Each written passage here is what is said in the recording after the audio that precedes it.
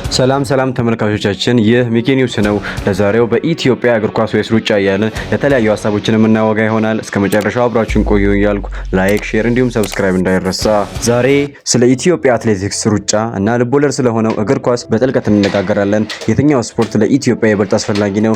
የትኛው ታሪክ ያለው ነው? የትኛው ስኬት የበለጠ ነው? እንዲሁም ሁለቱንም በሀገራችን ባህል ውስጥ ያላቸውን ቦታ እንመረምራለን። ከእግር ኳስ እንጀምራለን።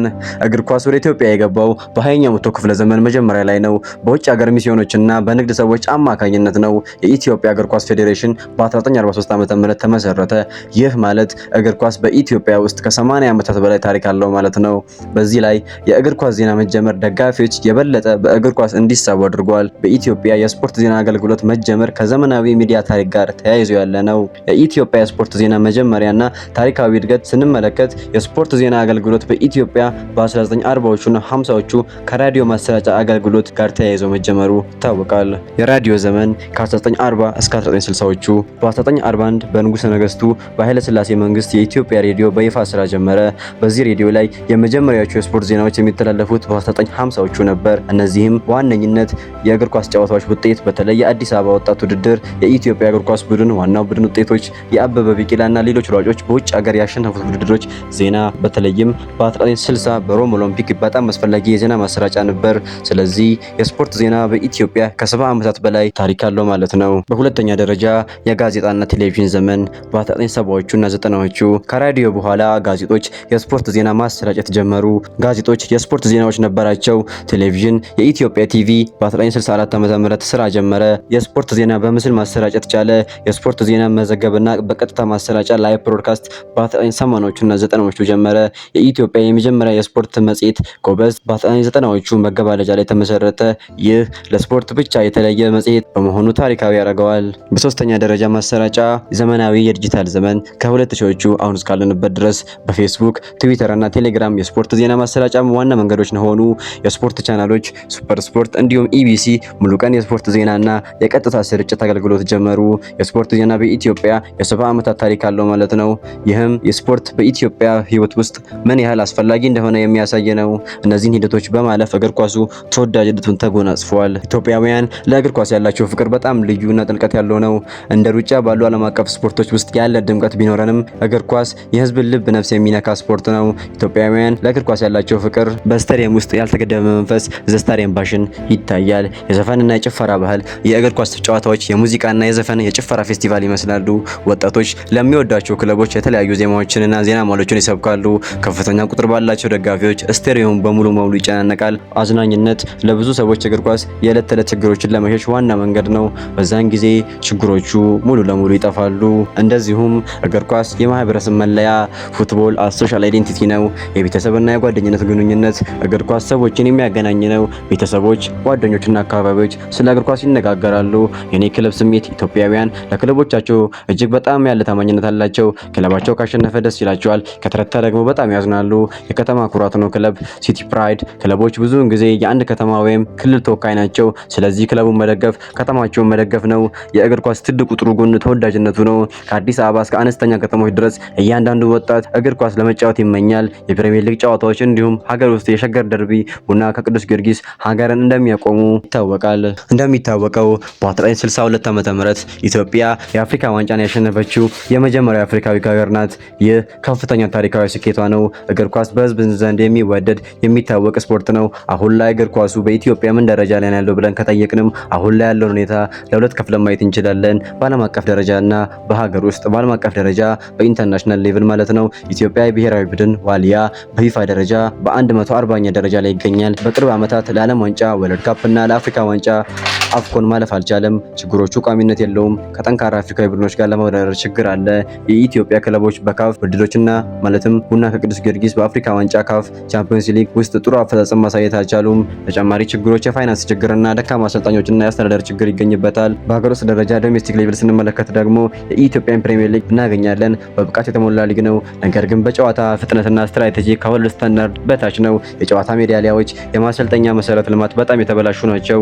የወጣቶች አዲስ እቅድ የለም። ብዙ ተጫዋቾች በተፈጥሮ ችሎታ ናቹራል ታለንት ላይ የተመሰረተ ነው። የእግር ኳስ መሰራጫ በኢትዮጵያ በተለይ በማህበራዊ ሚዲያ ላይ ያደገ ነው። ነገር ግን ጥራቱ ገና መደበኛ አይደለም። የማሰራጫ መንገዶችም በቲቪ በቀጥታ ስርጭት እየተላለፈ ይገኛል። ጥራቱ ግን አሁንም ከፍተኛ አይደለም። በማህበራዊ ሚዲያ ደግሞ በፌስቡክ፣ በትዊተር፣ በቴሌግራም፣ በዩቲዩብ እንዲሁም በኦንላይን አፕስ እየተላለፈ ይገኛል። ስለ ተጫዋቾቹ ስናወራ ደግሞ የኢትዮጵያ ተጫዋቾች በውጭ ሀገር ሊጎች ውስጥ መጫወት እየጨመረ ያለ አዝማሚያ ያለው ከፍተኛ ደረጃ ላይ ያሉ ጥቂት ተጫዋቾች በጣም ጥሩ ደሞዝ እያገኙ ነው። የኢትዮጵያ ኳስ ተጫዋቾች ከአፍሪካ ሀገራት ሊጎች እንደ አቡበከር፣ ሙላቱ ሁንተሳ፣ ተስፋዬ ጋሻው መጥቀስ ይቻላል። ዋነኛው ችግር ምንድነው? ዋነኛው ችግር ግን የኢትዮጵያ እግር ኳስ ተጫዋቾች ወደ አውሮፓ ከፍተኛ ሊጎች ለመግባት የሚያገዳቸው ዋነኛው ነገር የስራ ፍቃድ ወርክ ፐርሚት ችግር ነው። ኢትዮጵያ በፊፋ ደረጃ ወይም በፊፋ ራንኪንግ ዝቅ ያለ ቦታ ስላላት ፍቃድ ማግኘት አስቸጋሪ ነው። ይሳካ ይሆን? የኢትዮጵያ እግር ኳስ ከልብ ወለድ ይላቀቅ ይሆን? አብረን የምናየው ይሆናል። ወደ ሩጫ እንለፍ። የሩጫን ታሪክ ስንመለከት ሩጫ ለኢትዮጵያውያን የህይወት አካል ነው። ከጥንት ጀምሮ በከፍታ ምድር በግጥሚያና በተለያዩ የህይወት እንቅስቃሴዎች ላይ የተመሰረተ ነው። ነገር ግን ወደ ዘመናዊ ስፖርት ተደራጅቶ የመጣው በ20ኛው መቶ ክፍለ ዘመን ነው። የኢትዮጵያ የሩጫ አባት የሚባለው አበበ ቢቂላ በ1960 ዓ.ም በሮም ኦሎምፒክስ ማራቶንን አሸንፎ የኦሎምፒክ ወርቅ ያገኘው የመጀመሪያው አፍሪካዊ እሱ ነው። ይህ ክስተት ኢትዮጵያን በዓለም ካርታ ላይ እንደ ሩጫ ሀገር አስቀምጧታል። ታዲያ ኢትዮጵያ ለምን የሯጮች ሀገር ትባላለች? ይህ ስም በቀላሉ አይደለም። በዓለም አቀፍ ደረጃ የተገኘ ቀጣይነት ያለው አስደናቂ የሆነ ስኬት ታሪክ ነው። የኦሎምፒክ ዋንጫዎች ኢትዮጵያ ከ60 በላይ የኦሎምፒክ ሜዳሊያዎች አላት። አብዛኛዎቹ ከሩጫ ናቸው። ይህ በአፍሪካ ከማንኛውም ሀገር በላይ ያደርጋታል። ለዚህም ኢትዮጵያ በዋናኛነት የሯጮች ሀገር ትባላለች።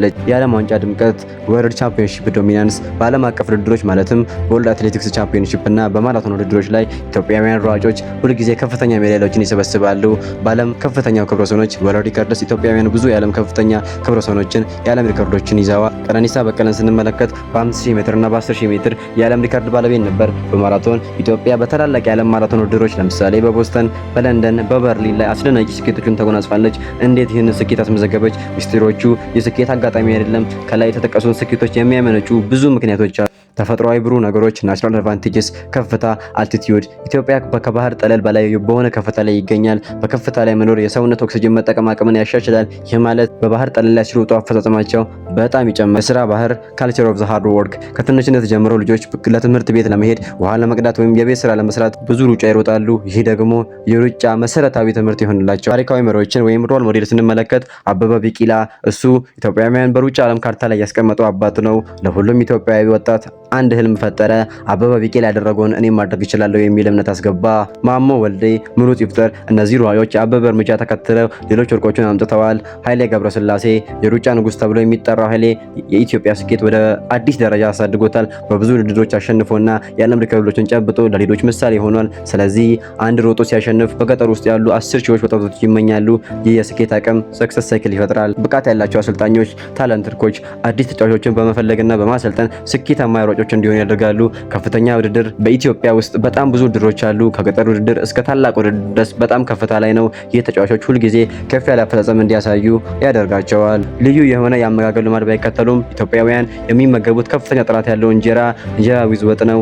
ይህ ምግብ ለሩጫ በጣም አጽንኦት የሚሰጥና ኃይል የሚያመነጭ ነው። ይህ ሁሉ ምክንያት አንድ ላይ በመሆን ኢትዮጵያ በሩጫ ዓለም ላይ ከፍተኛና ቋሚ ስኬት እንድታገኝ አድርጓታል። ይህ ስም የተገኘው በአጋጣሚ አይደለም፣ በቆይታ ጥረትና በልዩ ባህል ነው። ኢትዮጵያ በሩጫ አሁን ያለችበት ሁኔታ ስንመለከት የወንዶች ማራቶን እናገኛለን። ኢትዮጵያ በወንዶች ማራቶን ውስጥ ከፍተኛ ኃይል እያሳየች ነው። ታምራት ቶላን አሁን ላይ ባሉ ተጫዋቾችን ማንሳት ይቻላል። የሴቶች ሩጫ ውመንስ ረኒንግ ኢትዮጵያ በሴቶች ሩጫ ውስጥ ኃያል ናት። ገንዘቤ ዲባባ በ1500 ሜትር ዓለም ሪከርድ ባለቤት ነበረች። ለተሰንበት ግደይ በ5000 እና በ10000 ኪሎ ሜትር ሪከርድ ባለቤት ነበረች። አልማዝ አያና እንዲሁም በ10000 ሜትር የዓለም ሪከርድ ይዛ ነበር። ችግሮች ውስጥ ምንድናቸው? ከኬንያ ጋር ውድድር ኮምፒቲሽን ፍሮም ኬንያ በማራቶንና በረጅም ርቀት ላይ ሩጫ ከፍተኛ ተፎካካሪ የሆነች ትገኛለች። ሁለተኛው የወጣት ተጫዋቾች አለመውጣት ላክ ኦፍ ያንግ ታለንት ዲቨሎፕመንት አዲስ ተጫዋቾችን የማምጣት ስርዓታዊ ችግር አለ።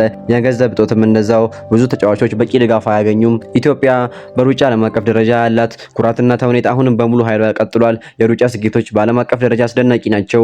ሩጫ ለኢትዮጵያ ዓለም አቀፍ ኩራት ነው። ታዲያ የትኛው ስፖርት የተሻለ ነው? መልሱ ቀላል አይደለም። በእውነቱም መነጽር ያለበትም አይደለም። እግር ኳስ የህዝብ ልብ ነፍስ ነው። የማህበረሰብ ስፖርትና በርካታ ወጣቶች የሚመኙት ህልም ነው። ሩጫ ደግሞ የኢትዮጵያውያን ኩራትና ማንነት በዓለም አቀፍ ደረጃ የሚንጸባረቅበት የሚቀበል ነው። ሁለቱም ስፖርቶች በኢትዮጵያ ታሪክና ባህል ውስጥ የራሳቸው ቦታ አላቸው። እግር ኳስ በውስጣዊ ስሜት የሚነክስ የህዝብ ደስታ ነው። ሩጫ ደግሞ የኢትዮጵያውያን አንድነትና ኃይል ለዓለም የምናሳይበት መስኮት ነው። ስለዚህ ውድ ተመልካቾቻችን ጥያቄው እግር ኳስ ወይስ ሩጫ ሳይሆን እግር ኳስና ሩጫ መሆን ይገባዋል። ሁለቱም የኢትዮጵያ ልዩ የስፖርት ታሪክ አካል ናቸው። የሩጫ ዓለም አቀፍ ስኬት የእግር ኳስን ተወዳጅነት አይከለክለውም፣ በተቃራኒው እርስ በርስ ይደጋገፋሉ።